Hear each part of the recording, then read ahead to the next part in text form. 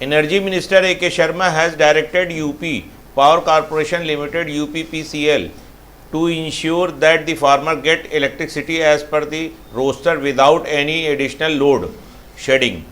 Even as the UP Raj Vidyut Upbhokta Parishad on Friday, demand increase in supply hours for agriculture feeder from 10 to 16 hours in view of drought-like situation in the state. Holding meeting here in the Shakti Bhavan, the minister said difficult monsoon had compounded problem of farmer. He said farmer dependency had increased on tube well for irrigation. Ensure there is no additional roasting in power supply farmer, he told officials.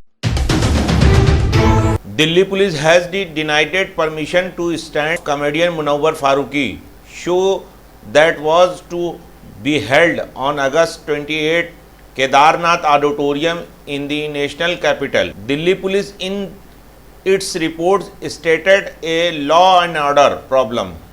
This comes on the heels of right-wing group like VHP requesting the Delhi Police Commissioner Sanjay Arora to cancel the show, saying and that the Farooqui insult Hindu gods through his show. VHP Bajrang Dal also threatened to stage protests against Farooqui Delhi show. 75,000 study permitted applications submitted from India in processing stage. Canada, over 23 lakhs students from India are enrolled in post-secondary institution in Canada and making positive contribution to the Canadian economy, including through an estimated 4 billion Canadian.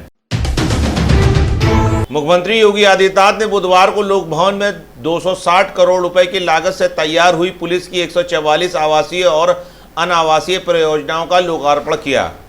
इस अवसर पर police वालों को संबोधित करते हुए कहा कि 5 साल से पहले उत्तर प्रदेश की गिनती देश में बीमारू राज्यों में होती थी।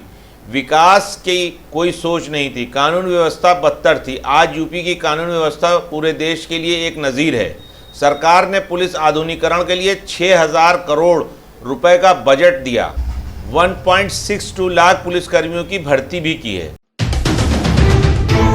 उन्नाव एसपी ने पुलिस लाइन में औचक निरीक्षण किया। इस दौरान अलग अलग कार्यालयों में तमाम कमियां पाई गईं। पुलिस लाइन परिसर में गंदगी और एसपी ने आरआई को फटकार लगाई। उन्होंने अल्टीमेटम दिया कि साफ सफाई व्यवस्था दुरुस्त रखें, नहीं तो आपके साथ लापरवाह कर्मचारियों के खिलाफ कार्रवाई की जाएगी।